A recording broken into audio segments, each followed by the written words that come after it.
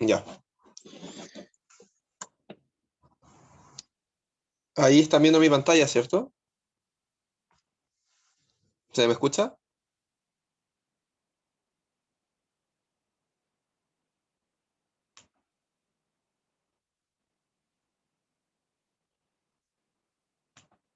Ya, voy a asumir que sí. Supongo que se escucha y están viendo mi pantalla. Ya. Entonces,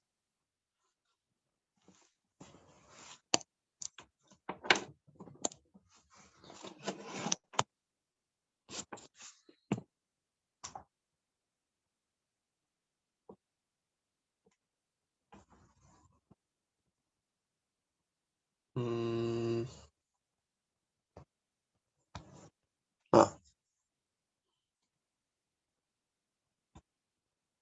ya, ahí sí, supongo. Ahí sí se ve la pantalla. Ya. Bueno, esta ayudantía va a ser de circuito RLC. Ya, esos son circuitos de segundo orden. ¿Por qué se llaman de segundo orden? Porque tienen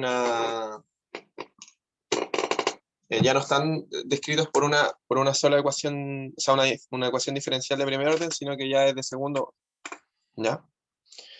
Y en particular vamos a trabajar en el régimen permanente sinusoidal. ¿Qué significa el régimen permanente sinusoidal? Vamos a obviar entonces la primera parte de la respuesta a una entrada sinusoidal, que corresponde a una entrada del tipo exponencial negativa, que decae en el tiempo. Y vamos a trabajar entonces con solamente pensando en que ya pasó un tiempo y que estamos solamente con la entrada sinusoidal, ¿ya? Y al trabajar de esta manera, vamos a poder trabajar con fasores y con impedancia. Y eso nos simplifica mucho la vida porque no tenemos que resolver ecuaciones diferenciales de un orden mayor, ¿ya? Entonces, el primer problema es un circuito RLC con una entrada sinusoidal.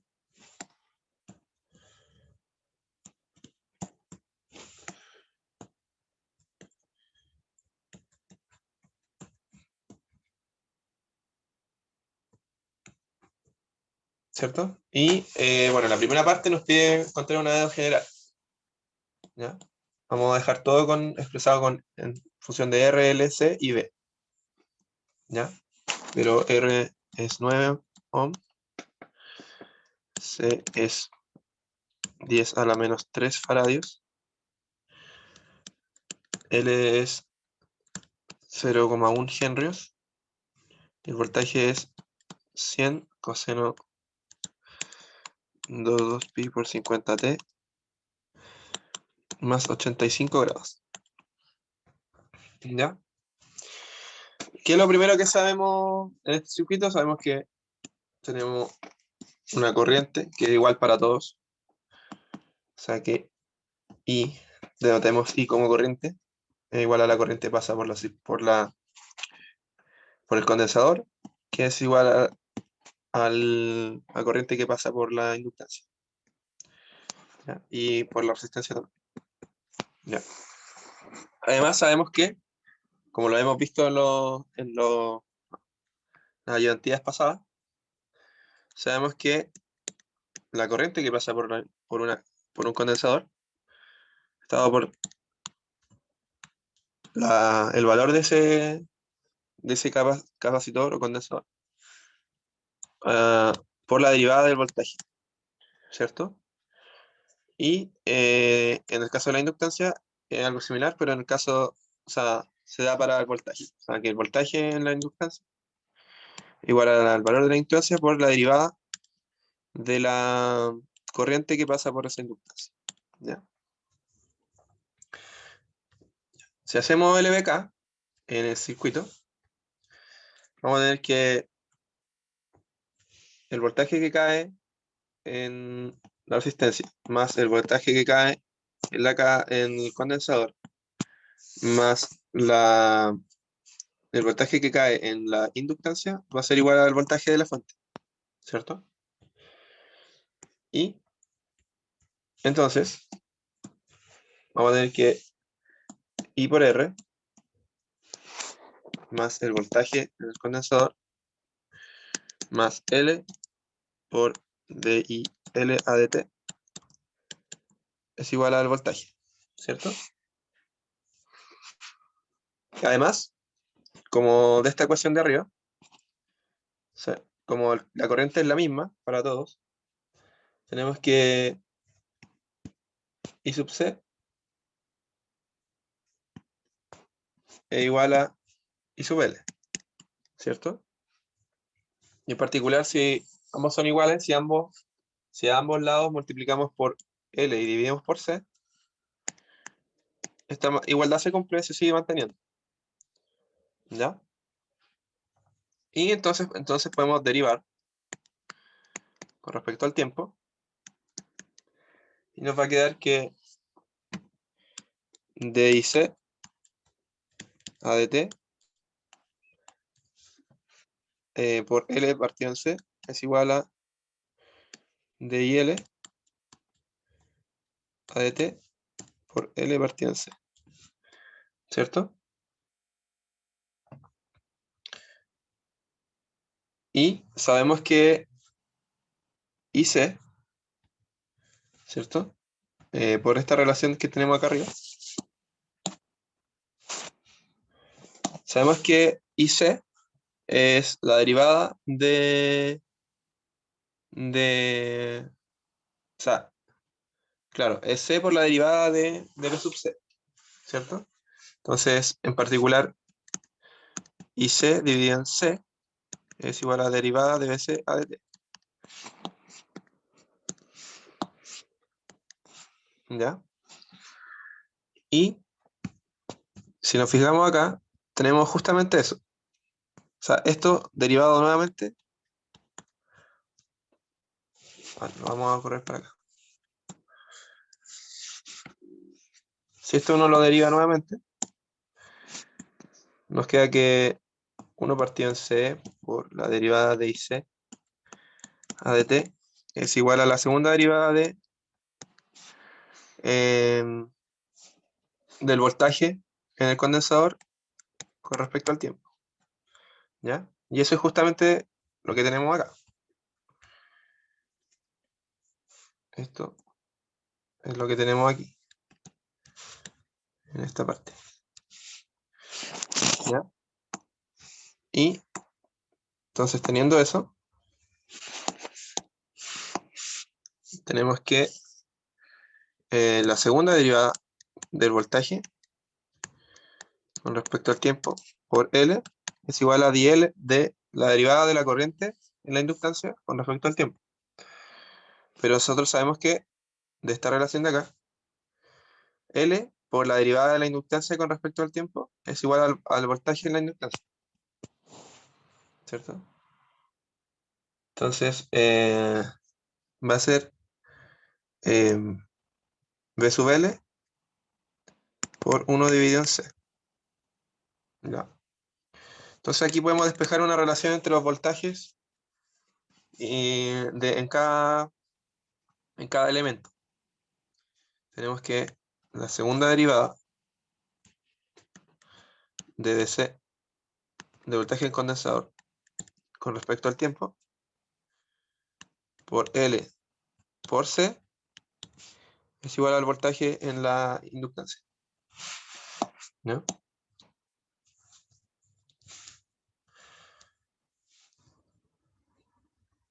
Ya. Entonces, teniendo esto, vamos a reemplazar en esta ecuación, en la que está acá.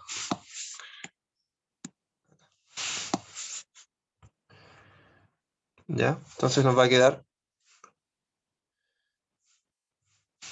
vamos a juntar estas dos ecuaciones, entonces nos va a quedar que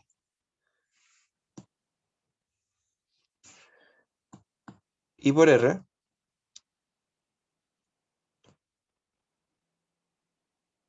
o sea, perdón, B,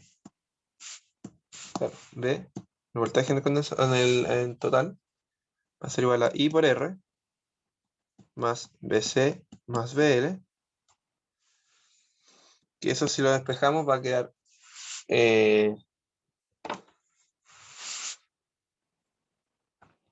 va a quedar LC por la derivada. Perdón, vamos a ordenarlo un poco. Va a quedar R por I, ¿cierto? Pero I es I sub C, que es la misma, y es C por la derivada de la corriente, del voltaje con respecto al tiempo, ¿cierto? Entonces, si eso queda claro. Esto es porque todas las corrientes son iguales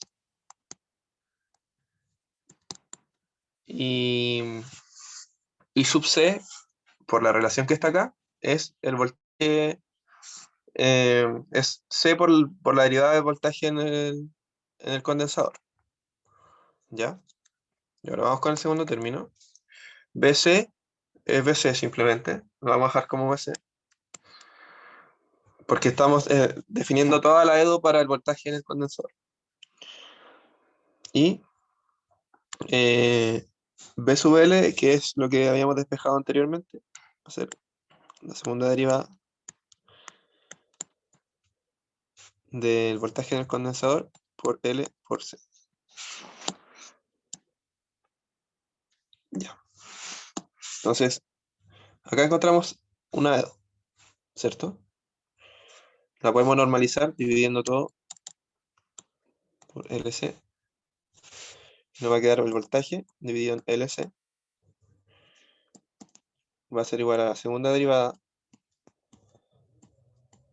del voltaje en el condensador con respecto al tiempo, más R dividido en L por la derivada del voltaje con respecto al tiempo, más una constante, que va a ser BC. O sea, perdón, más el término de primer orden, perdón, ¿cierto? Entonces tenemos algo del estilo como I segunda más I primera más I por constantes. A, B. Igual a una entrada de F de T, ¿cierto?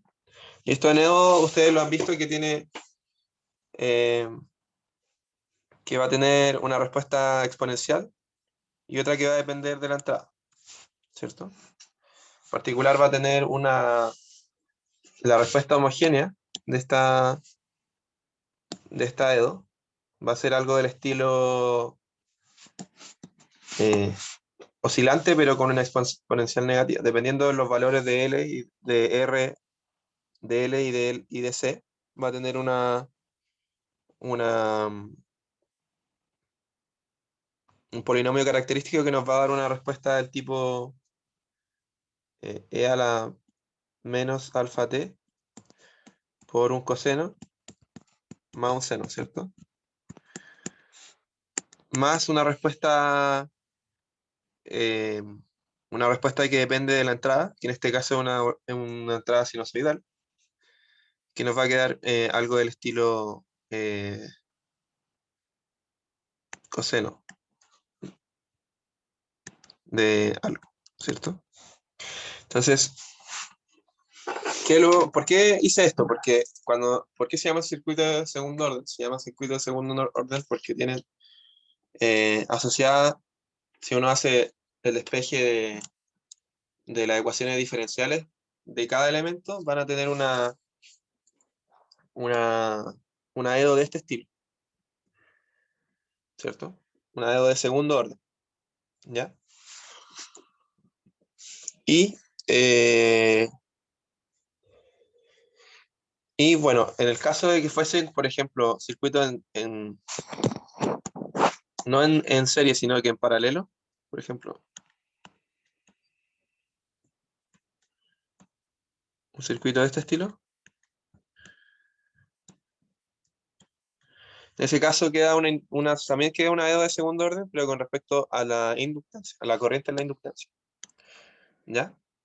Entonces, más que nada eso, mostrarles que en el fondo se llama circuito de segundo orden porque vienen definidos en base a las ecuaciones diferenciales que describen a los elementos, ¿ya?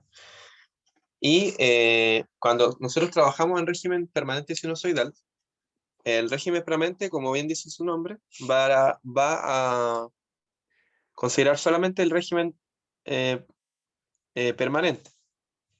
O sea, obviamos todas la- el comportamiento transitorio de un circuito. Es decir, esta parte que está acá, que es una exponencial negativa y que va a ir decayendo en el tiempo, ¿cierto? Porque vamos a tener un comportamiento más o menos así. O sea, va a ser oscilante, pero va a disminuir en el tiempo y vamos a tener otra entrada que es netamente sinusoidal. Esta entrada que decae en el tiempo, nosotros la veíamos y pensamos solamente que la respuesta va a ser una respuesta del tipo sinusoidal. Solamente en ese caso podemos usar, fasores. Si no nos están diciendo que estamos en régimen permanente sinusoidal, debemos también considerar de que hay una respuesta transitoria que va a depender de una segunda derivada del circuito. ¿Ya?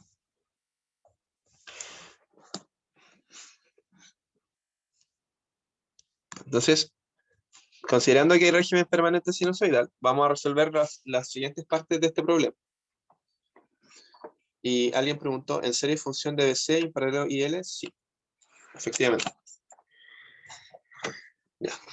Entonces, después nos piden armar un circuito equivalente de este circuito, usando régimen permanente sinusoidal, y encontrar las potencias eh, aparentes, reactivas, activas y factor de potencia.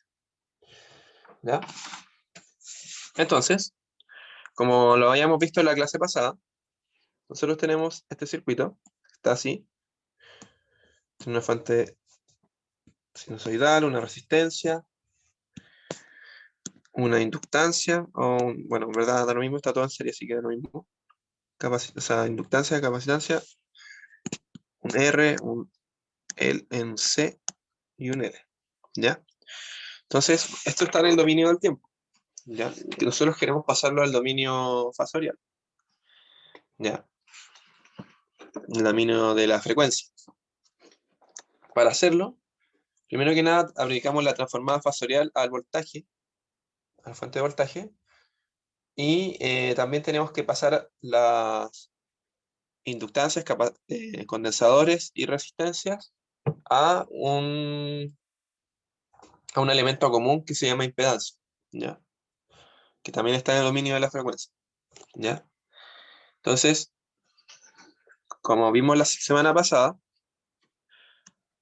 la transformación, las resistencias, nos quedan tal cual. O sea, el valor de la impedancia de la resistencia es la misma resistencia.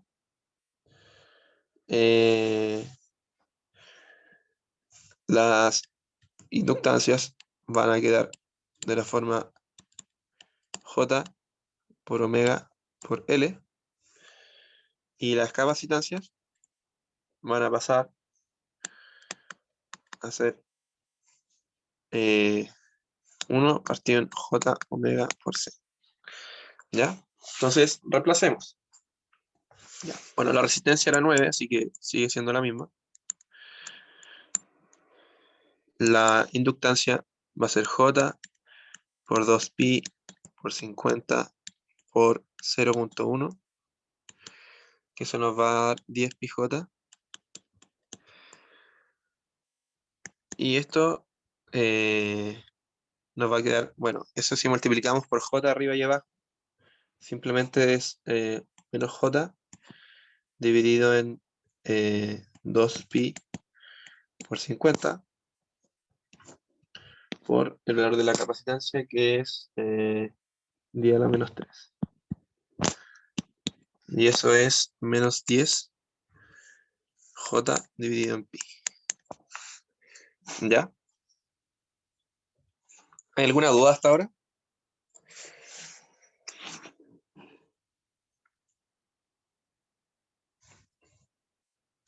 Ya, voy a asumir que no. Entonces, tenemos puras impedancias en serie. Y recordamos que las impedancias, al igual que las resistencias, se trabajan de la misma manera. O sea, una impedancia equivalente de objetos en serie va a ser la suma de los valores de los objetos. Y en paralelo es el inverso de la suma de los inversos, ¿cierto? Es decir, entonces tenemos que el Z equivalente va a ser igual a 9 más 10 pi j más menos 10 j dividido en pi. ¿Ya? Entonces pasamos este círculo. Ah, y también debemos pasar el voltaje.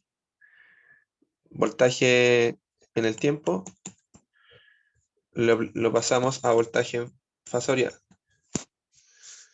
¿Ya? Y nos va a quedar el módulo que es 100.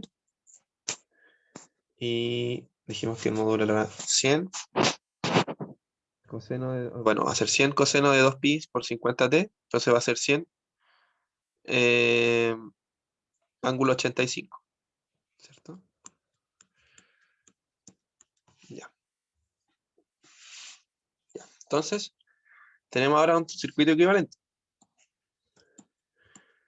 Tenemos el voltaje en fasor y un Z equivalente.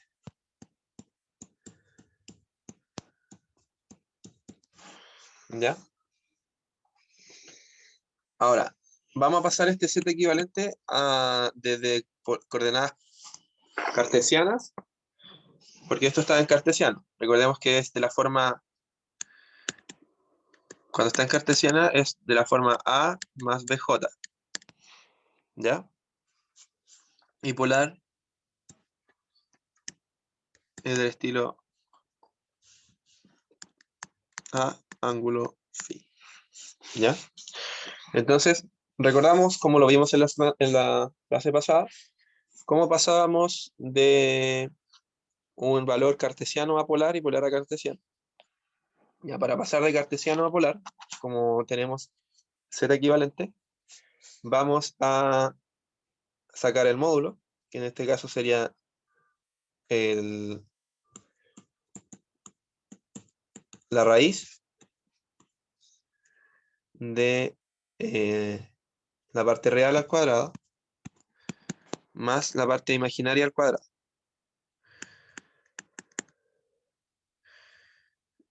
10 pi. Vamos, voy a sumar esas dos cosas al tiro.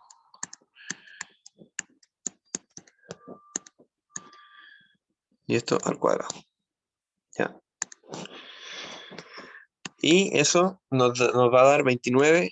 Esto lo calculé yo, así que les pido que después lo verifiquen. 29.632. ¿Ya? Y el ángulo, en radianes, va a ser el arco tangente de la parte imaginaria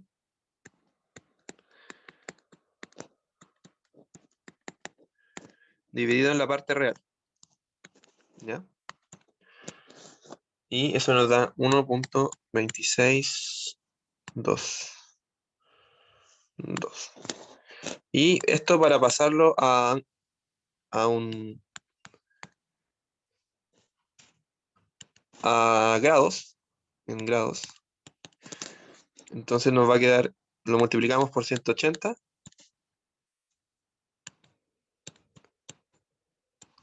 y lo dividimos por pi. ¿Ya? Eso es porque 180 grados, si uno ve una circunferencia de 180 grados, corresponden a pi, ¿cierto? El- dos vueltas son 2 pi, así que una vuelta es 180. O sea, dos vueltas son 360 y son 2 pi, así que una vuelta, o sea, media vuelta es 180 pi radianes. ¿Ya? Y eso nos queda entonces en ángulo 72.3188 grados. ¿Ya? Vamos a trabajar con dos. Para ángulos siempre se trabaja con dos 2 decimales, generalmente. ¿Ya? Entonces, ahora tenemos un set equivalente de forma polar, que va a ser 29.632, ángulo 72.31. ¿Ya? Entonces, nosotros sabemos que I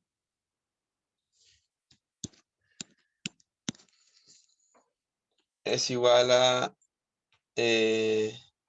perdón. Claro, perdón.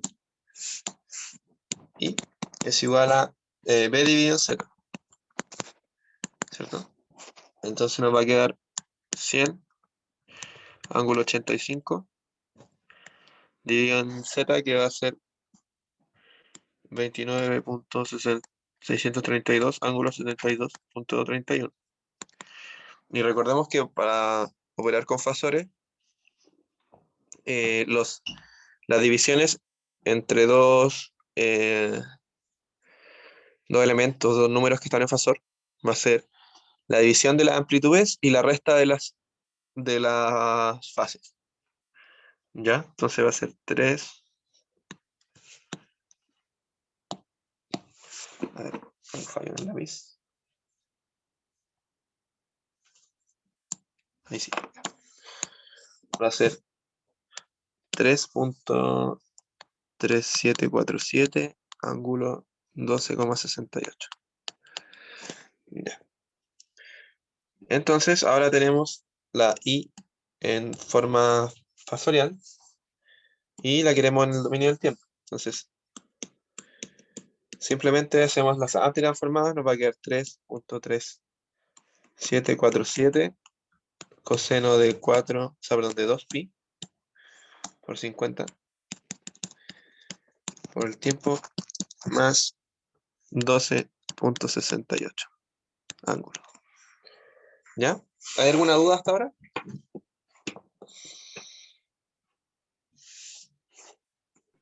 Por ahora no. Ya, vale. Ya, entonces, esto es lo que vimos la semana pasada más o menos, así que estarían cachar. Así que, bueno, la potencia se define como, o sea, en verdad la potencia aparente, como el voltaje por el conjugado de la corriente. ¿Ya? El conjugado de un fasor simplemente es la misma amplitud, pero el ángulo pasa a ser negativo. ¿Ya? ¿Y eso por qué? Porque si vemos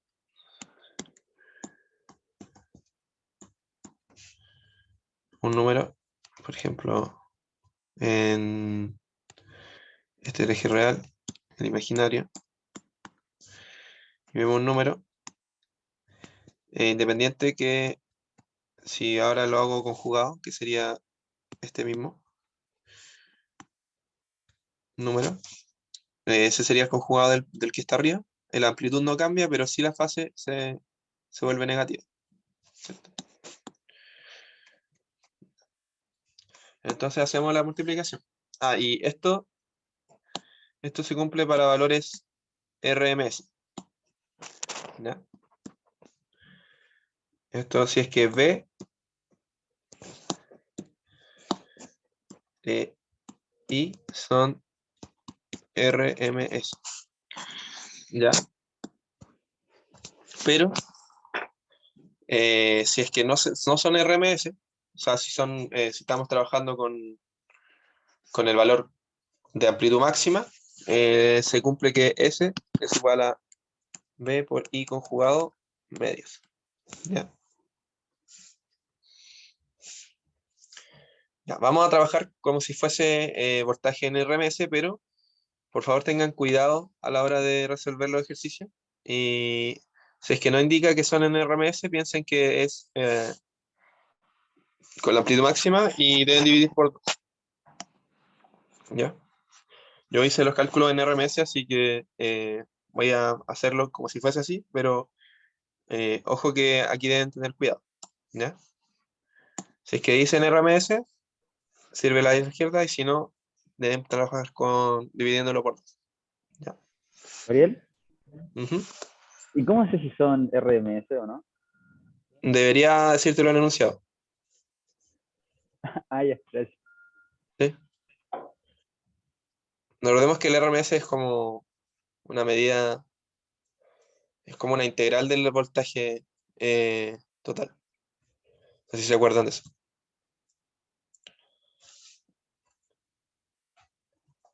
Ya, entonces, eh, ya. Siguiendo entonces, vamos a calcular la potencia en RMS. ¿Ya? Entonces, nos va a quedar que va a ser simplemente el voltaje, que va a ser 100, ángulo, ángulo 85, por el conjugado de la corriente.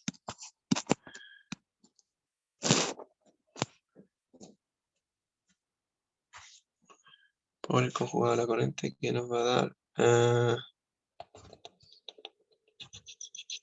no, que va a ser 3.3747, ángulo menos 12.68. ¿Ya? Y eso nos va a quedar. Ese igual va a ser entonces 337.47, ángulo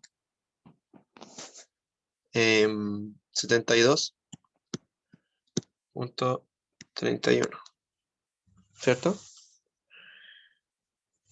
Ya. Entonces, ya teniendo esto, tenemos el valor de la potencia aparente.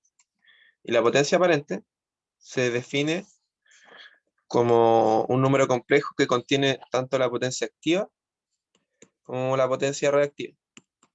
¿Qué es la potencia activa? Es la potencia capaz de ejercer un torque mecánico,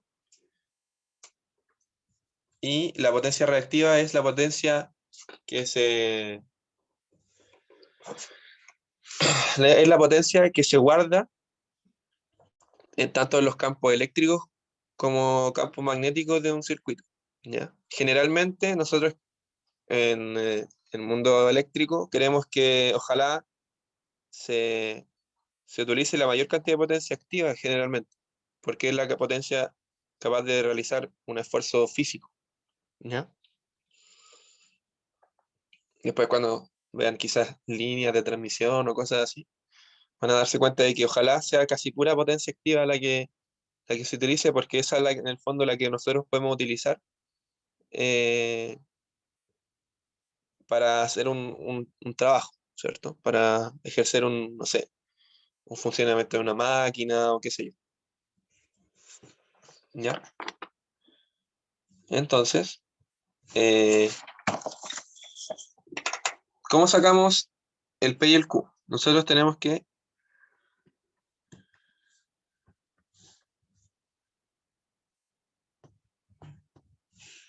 vamos a tener esto, vamos a tener un S, y tenemos una fase, ¿cierto? Este va a ser P y este va a ser Q, ¿ya?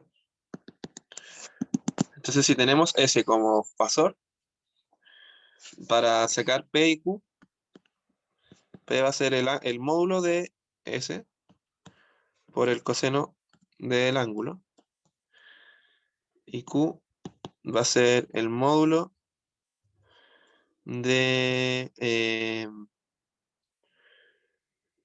S por el seno del ángulo. Ya. Entonces, simplemente vamos a despejar. Creo que aquí en la pauta que tenía otro ángulo. Voy a revisarlo de todas maneras y voy a subirles, pero voy a esto me había dado que era 337.47, ángulo 37.32. ¿Ya? Lo voy a revisar y les voy a subir eso corregido porque había hecho unos cambios en los valores del circuito para que me diese un valor inductivo, pero se los vamos a trabajar como si fuese este el valor, ¿ya? Por favor. Y luego les voy a subir la pauta corregida con los valores correspondientes, ¿ya? Disculpen por ello. Y esto se mide en watt y esto se mide en volt ampere reactivo. Volt ampere reactivo para hacer una diferencia en cuántas unidades, si es que estamos hablando de potencia activa o reactiva. Pero si vemos el volt ampere, que es lo mismo que watt, ¿ya? ¿Ya? Entonces, bueno, vamos a seguir así. Y vamos a calcularlo con el ángulo que había calculado. 337.47 coseno de 37.32 y eso va a ser 268.377 y el Q va a ser lo mismo, 337.47 seno de 37.32, ¿ya? Y eso es 204.5965 watt y volt ampere reactivo, ¿ya? Y la potencia aparente se mide en volt ampere, ¿ya? Volt ampere. Ya. Entonces, teniendo esto, vamos a introducir el concepto de factor de potencia. El factor de potencia es una medida de cuánto potencia activa yo estoy utilizando, transfiriendo, generando, dependiendo de qué elemento es en un circuito, eh, con respecto a la potencia total, tanto reactiva y activa del circuito. Entonces se mide como la potencia activa dividido en la potencia aparente, en ángulo, o sea, perdón, en módulo, ¿ya? Magnitud, en verdad. Entonces nos va a quedar que va a ser 268.377 dividido en 307.47. Y eso nos va a dar 0.795. ¿Ya? Esto nos da una medida de cuán bueno es el consumo o la generación o la transmisión de un sistema. ¿Ya? Ojalá que lo ideal siempre es que sea un número mayor, lo mayor posible. O sea, que ojalá fuese uno, ya que eso significa que estamos consumiendo y transmitiendo potencia, pura potencia activa, y por lo tanto no tenemos pérdidas eh, mayores, ¿cierto? Y eh, de hecho las normativas chilenas en cuanto a factor de potencia generalmente eh, son bastante estrictas. En particular, la normativa, por ejemplo, para clientes regulados, es que no puede bajar de 0.93 inductivo. Si no, se tiene que pagar una multa por cada centésima que se baje de ese consumo, ¿ya? O sea, esto tiene gran como incidencia tanto como para eh, clientes que somos consumidores como nosotros, como también a nivel de transmisión y también de generación energética, ¿ya? Ya, entonces, teniendo en cuenta eso, hablamos justamente anterior, hace un minuto dije 0,93 inductivo, ¿ya? ¿Qué significa inductivo capacitivo? Un, una, un circuito tiene carácter inductivo cuando la corriente está en atraso con respecto a la tensión. Y capacitivo cuando la corriente está en adelanto a la tensión. ¿Ya? Eso gráficamente es como que, por ejemplo, esta es la corriente y en el caso inductivo, el voltaje iría así. Por así decirlo, el voltaje está adelantado con respecto a la corriente y en el caso capacitivo está en atraso. O sea, sería como así.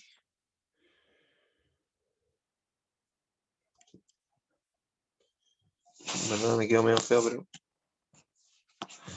sería algo así. ¿Ya?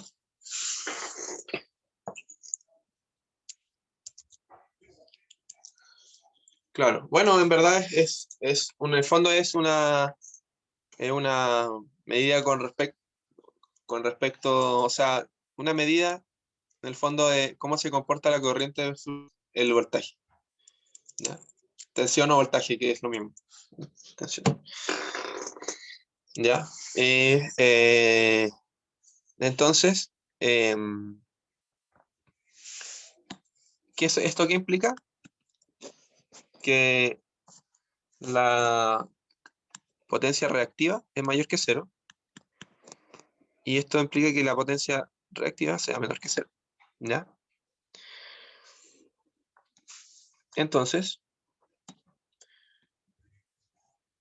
viendo cómo está definida nuestra potencia activa, nos va a dar de que este factor de potencia va a ser inductivo.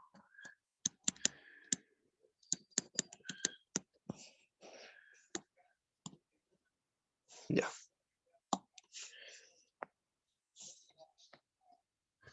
Entonces ahí tenemos las primeras partes.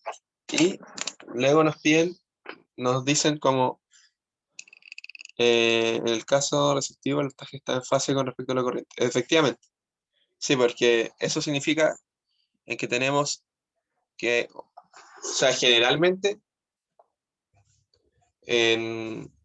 bueno, si en verdad el factor de potencia 1 es algo bien idílico, o sea, un caso ideal, pero claro, cuando un factor de potencia resistivo significa que no hay inductancias y no hay capacitancias. ¿Ya? No hay elementos que almacenen energía magnética ni energía en campo eléctrico. Eso significa que solamente tenemos resistencias y por lo tanto tenemos factor de potencia resistivo, que eso implica que el factor de potencia es 1. ¿Ya? Eso significa que solamente estamos transfiriendo potencia activa. ¿Ya? Ese es el caso ideal. Y en ese caso, justamente como hay una relación lineal entre los fasores, eh, recordemos que tenemos que V igual a Z por I, ¿cierto? Y esto, si tenemos que Z es un número puramente resistivo, va a ser R, una constante, ángulo cero, ¿cierto? Porque no va a tener una componente imaginaria, va a ser solamente un elemento de este estilo, son solamente parte real. Entonces va a ser como multiplicar por una constante, ¿cierto? Entonces eso va a ser como que B va a ser igual a una constante por I. Entonces eso significa que su valor en ángulo va a ser el mismo. Eso significa que van a estar en fase. Se comportan de la misma manera. Porque es como que va a estar solamente un valor como amplificando o disminuyendo el valor de uno con respecto al otro, ¿ya? Pero la fase va a ser la misma, porque como z va a ser solamente resistivo, no va a tener ángulo, va a ser como multiplicar por una constante. Y efectivamente entonces va a ser, no se va a cumplir ni de que está en adelanto ni en atraso, y va a ser un factor de potencia unitario. Ya. Volviendo entonces, nos van a decir, pensando que tenemos un factor de potencia de 0.795 inductivo, ¿qué pasa si ponemos un condensador en paralelo? ¿Ya? ¿Qué pasa si pasamos un condensador en paralelo? Vamos a tener un Z equivalente nuevo.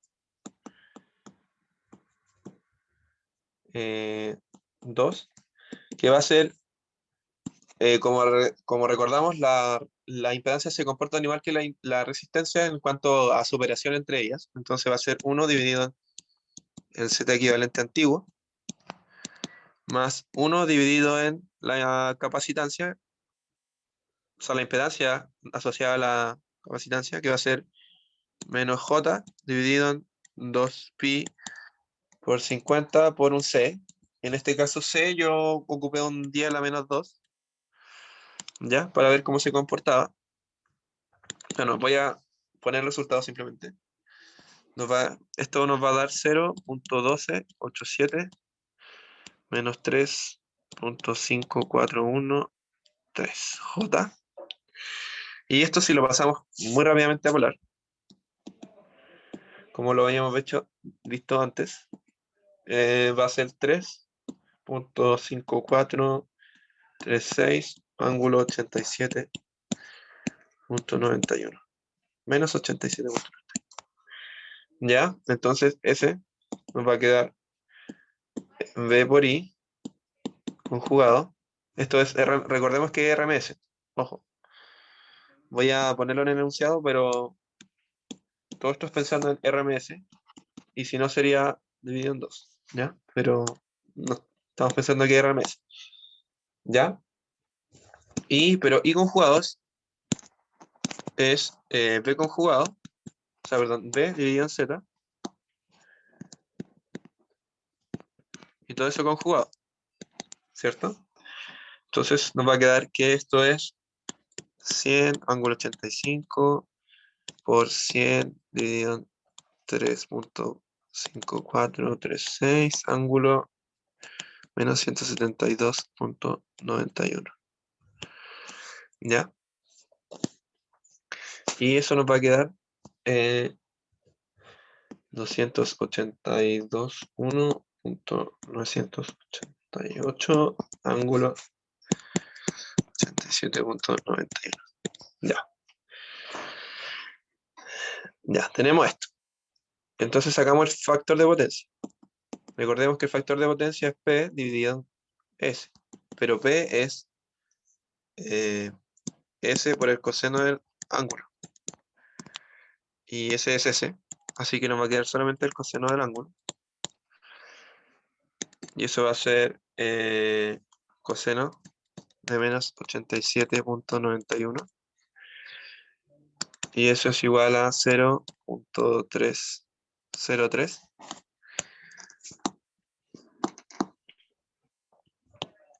64. Vemos que baja drásticamente el valor, ¿no es cierto?, del factor de potencia, y de hecho ahora tenemos un factor de potencia capacitivo. ¿Ya? ¿Por qué? Porque si sacamos Q, Q va a ser S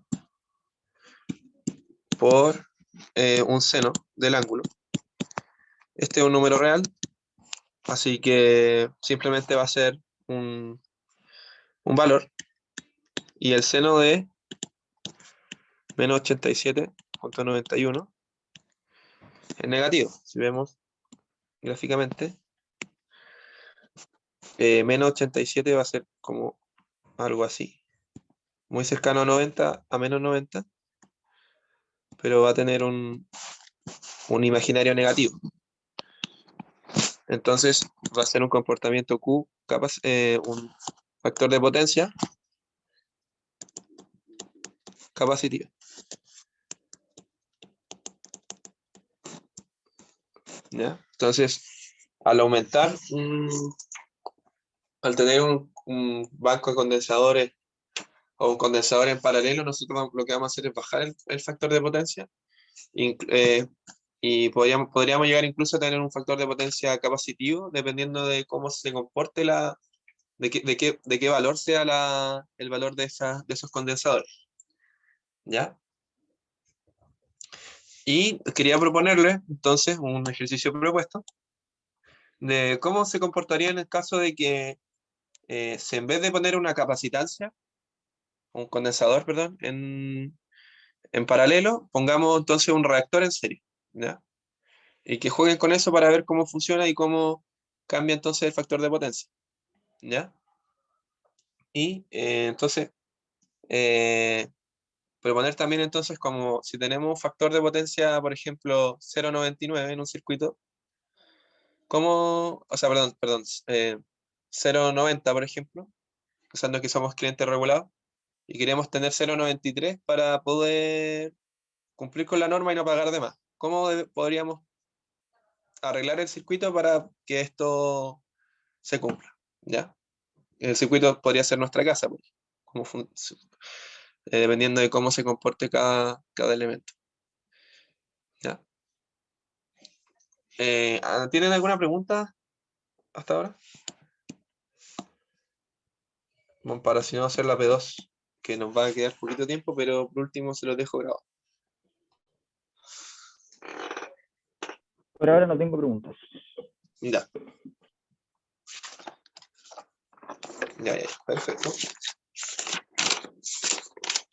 Entonces, vamos a pasar a hacer la P2. Vamos a hacer la P2. En la P2 tenemos un circuito RLC, pero con dos inductancias, dos capacitancias y dos resistencias. Algo ya más complejo, que en el fondo eh, o sea, trabajarlo en el mundo del tiempo es bastante complejo, así que eh, obviamente sirve mucho más trabajarlo en el dominio de la frecuencia, en régimen permanente sinusoidal, y que además vamos a trabajar el método de mallas, método nodal. ¿Ya? Vamos entonces a traer el circuito. Tenemos una fuente sinusoidal, una parte shunt,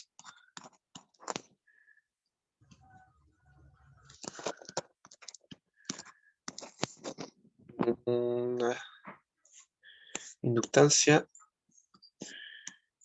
capacitancia y resistencia. Vamos a darle nombre R1, C1, L1, L2, C2, R2. Vamos a dar los valores. El voltaje es 10 con seno de 4t más 60. La L1 va a ser 2,5 henrios. L2 va a ser 5 henrios. R1 va a ser 20. R2 40 ohm, ohm. Y C1 va a ser 10 a la menos 2. C2 faradios. 5 por 10 a la menos 3 faradios. Entonces, ¿qué es lo que vamos a hacer? Eh, vamos, porque aquí podríamos hacer un circuito equivalente, ¿cachai? A reducir todo y quedar con una Z equivalente. pero si nos piden, por ejemplo, cuánto es la corriente que pasa por acá, esta corriente que pasa por IR2, vamos a tener que devolvernos a hacer nuevamente todo eh, un cálculo matemático bien largo para poder devolver esa transformación de Z equivalente y encontrar esa corriente, ¿ya? Pero existe un método más fácil y más rápido, que se trata del método de mallas. Su símil es el método nodal usando LCK, y que se trata usando LBK, al igual que como antes conocíamos el método de mallas, eh, sacar todas las corrientes que pasan por el circuito. Sin embargo, ahora vamos a trabajar, en vez de eh, plantear las ecuaciones, es decir, como una ecuación por cada malla, eh, y, y despejar de forma manual, nosotros vamos, que es algo totalmente equivalente, ya que una multiplicación de matriz en el fondo es trabajar eh, con sistemas de ecuaciones, pero vamos a encontrar una matriz Z eh, que define entonces todas las impedancias y que nos va haciendo un trabajo matricial, y que puede hacer con una calculadora, por ejemplo, encontrar todos los corrientes de forma súper rápida y súper simple, ¿ya? Entonces, debemos encontrar una matriz Z tal que eh, B, el voltaje, va a ser igual a la matriz Z por el vector de corriente, ¿ya? Entonces el vector de voltaje va a ser igual a una matriz de impedancia por un vector de corriente, ¿ya? Y aquí se ocupa el mismo principio que para el método de mallas que habíamos visto anteriormente para resistencia. De hecho, eh, esto también lo podemos hacer en forma, o sea, si queremos ver solamente resistencia, es lo mismo que anteriormente, ¿ya? Y entonces tenemos que primero definir corriente. Este va a ser la corriente por la malla 1, ¿ya? Eh, o sea, perdón, vamos a definir I1. Ah, sí, no, I1, I2, I3. Ya. Entonces, en, la matriz Z es una matriz simétrica, ¿ya? Que se compone así. Los elementos de la diagonal van a ser todas las impedancias, la suma de todas las impedancias, suma de impedancias, mejor lo voy a decir después, le subo la pauta. Sí, ya. Es la suma de todas las impedancias que están en esa malla, ¿ya? Y eh, los elementos de las no diagonales van a ser todas las impedancias que comparten una, una malla. Por ejemplo, todas las impedancias entre malla I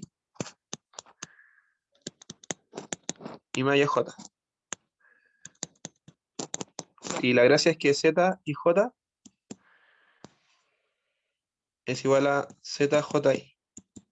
Y esto es por menos 1, ¿ya? El número negativo. Y la gracia es que como es simétrica, entonces tenemos que Z y J igual a ZJI, ¿ya? Y como dice un compañero por ahí, B efectivamente es un vector de voltaje, ¿ya? solamente tiene valor si es que tenemos una fuente de voltaje y va a tener ese valor en la malla correspondiente, ¿ya? Entonces, por ejemplo, si vemos acá la Z12, ¿qué pasó aquí con el?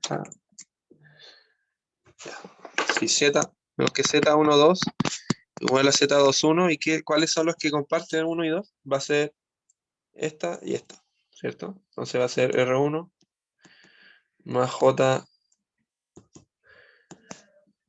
omega L1 y eso por menos, ¿ya? Eso a modo de ejemplo. Entonces ahora vamos a calcular, ¿ya? ¿Cómo lo calculamos? Entonces, para la malla 1,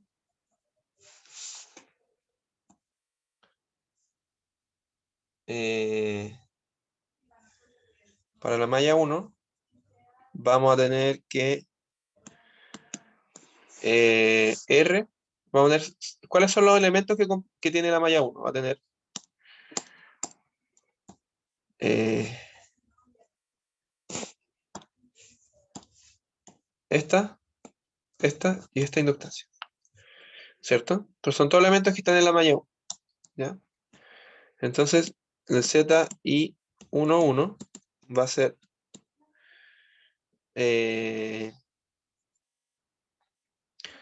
R más J omega L2 menos J partido en omega C1, ¿ya? Y eso sí, perdón.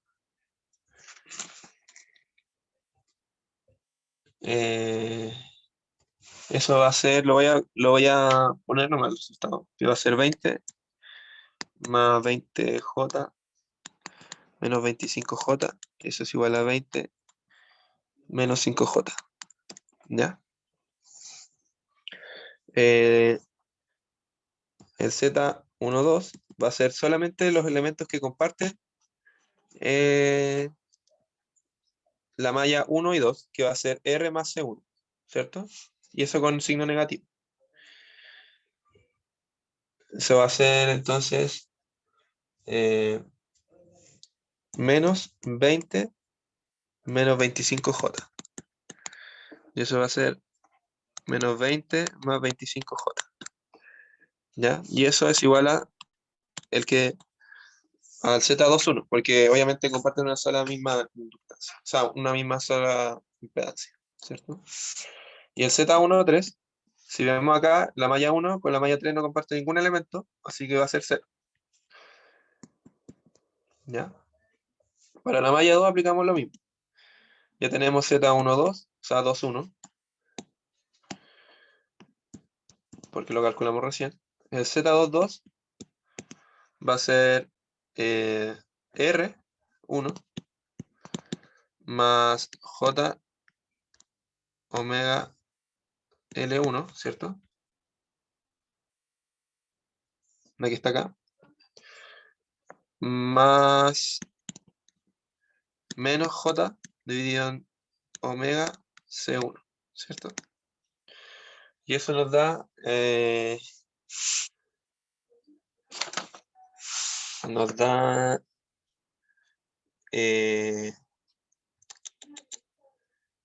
20 menos 15J, ¿ya?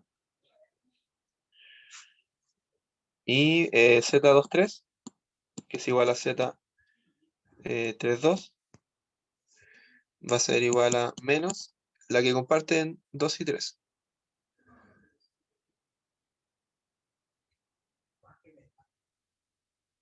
Aquí disculpe, cometí un error. Este es 0. Z2 y 3 no comparten ninguno. Z2 y 3 no comparten ninguno. Y Z1, 3 sí tiene un valor, ¿cierto? Que corresponde solamente a este.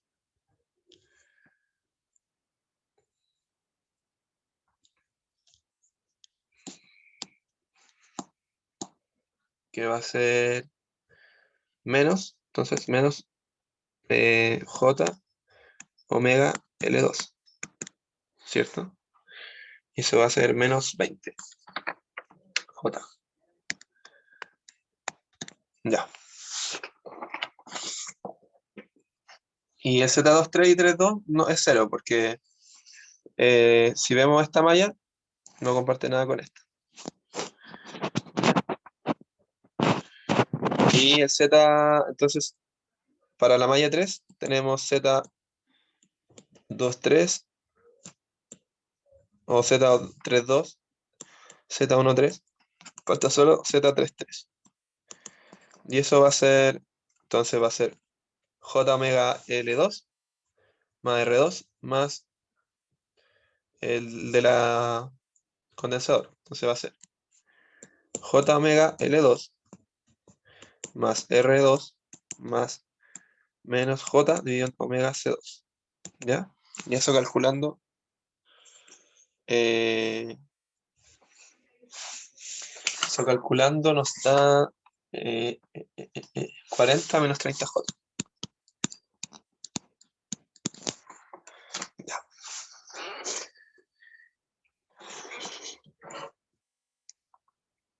Sí, siempre queda una matriz de tantos elementos, o sea, una matriz cuadrada de tantas filas como, y columnas, por lo tanto, como, como mallas, ¿cierto? Entonces nos va a quedar una matriz así.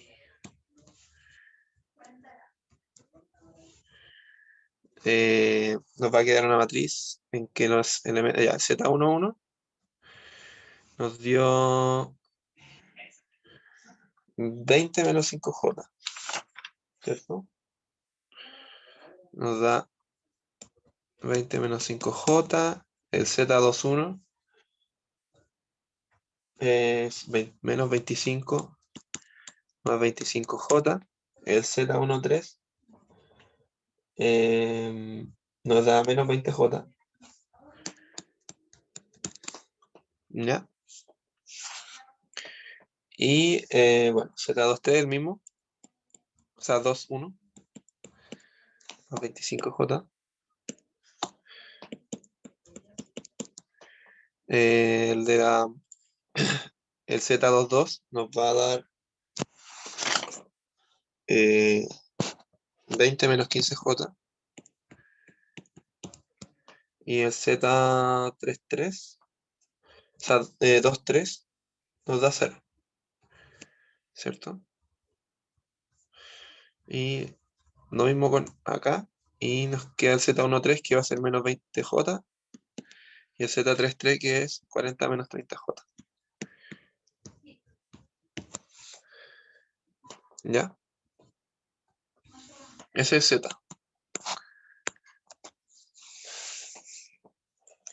Ya. Entonces ahora tenemos Z. Tenemos la matriz B, o sea, el vector B, que va a ser igual a Z por I.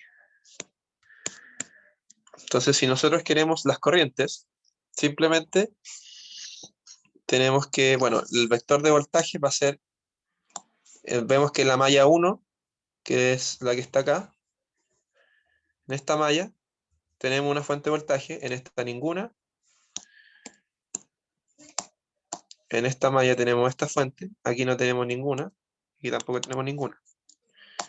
Entonces tenemos que ver que nos va a dar esta fuente de voltaje y 0 y 0.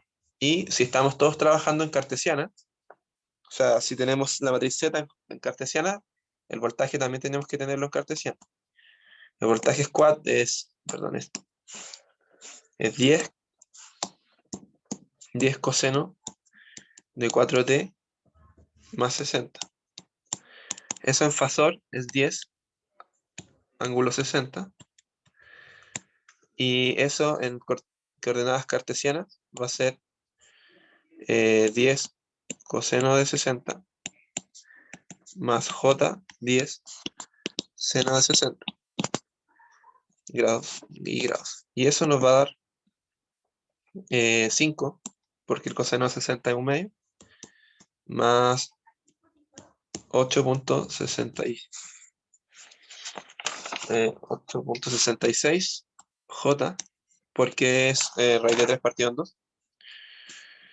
Y bueno, aproximándolo por 10. ¿Ya? Y ahora entonces nos queda la siguiente sistema. 0, nos queda la matriz. Nos queda la matriz Z. Bueno, la escribir como Z nomás. Por I1, I2, I2 e I3. ¿Ya? Y la gracia de la matriz Z es que es una matriz invertible. ¿Ya? El- Toda matriz que es simétrica es invertible. Esa es una propiedad de álgebra lineal. ¿Ya? Entonces, para encontrar I1, I2 e I3, podemos, si multiplicamos por Z a la menos 1 por el lado izquierdo, nos va a quedar que Z a la menos 1 por B nos va a entregar cada uno de los resultados. ¿Ya?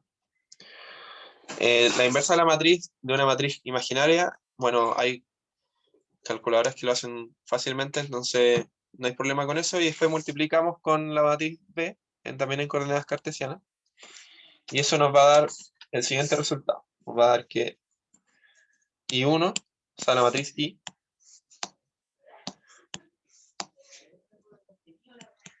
va a ser 0.256 más 0.09 8 J 0.288 menos 0.166 J menos 0.0159 más 0.1323 J.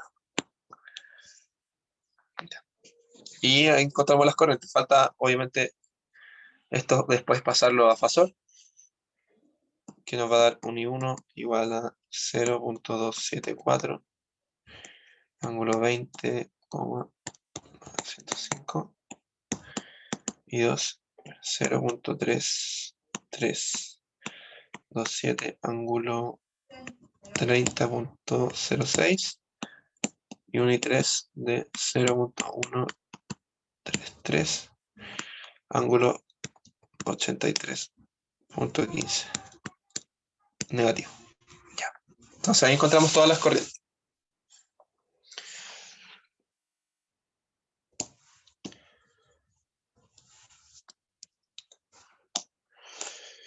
Ya. Y la, la forma nodal, que es la parte 2, el profe quedó de pasar este ejercicio, pero ¿de qué se trata una matriz nodal? Eh,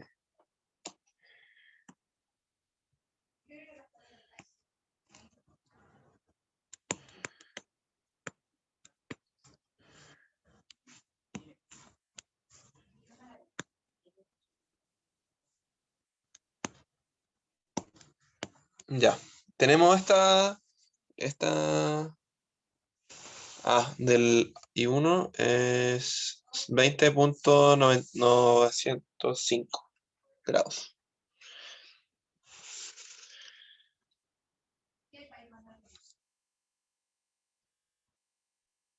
Ya.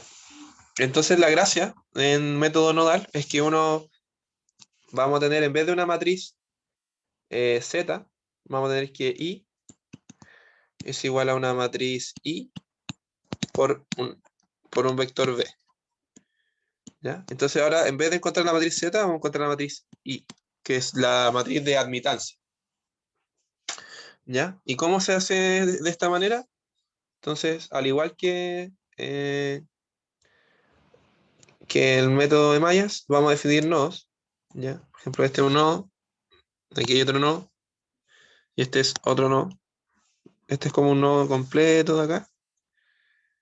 Este es otro nodo. Y este es un mismo nodo, este que está acá. ¿Ya? Y en el fondo lo que uno hace es definir los voltajes, o sea, las resistencias que comparten voltaje, o sea, corriente, perdón.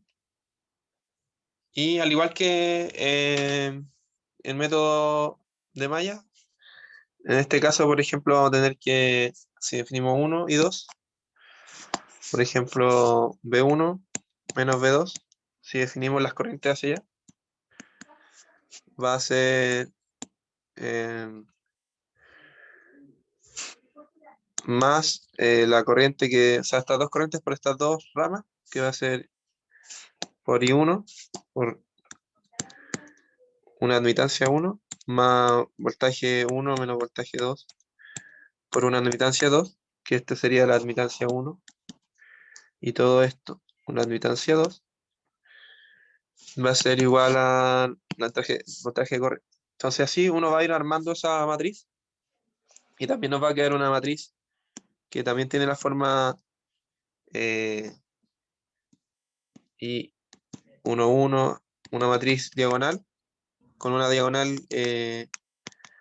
dado por las admitancias que comparten dos nodos, y una, una matriz simétrica. Por ejemplo, I1, 2 va a ser igual a I2, 1. Estos dos términos van a ser iguales, ¿ya? Pero después quedó de verlo en la clase que van a tener ahora a las 12, creo que tienen clase, ¿cierto? Sí. Así que eso. No sé si tienen alguna duda con respecto a cómo trabajamos anteriormente. Sé que esto puede ser, o sea, sin una calculadora puede ser algo bastante como complejo, pero si es que tienen una calculadora buena, también en internet se puede. Hay algunas partes que lo hacen y ahorra un tiempo muy largo porque podemos encontrar al tiro todas las corrientes usando una multiplicación de matrices simplemente, encontrando una matriz Z y encontrando entonces de esta manera todas las corrientes del circuito y por lo tanto potencias que caen en cada parte. Ya.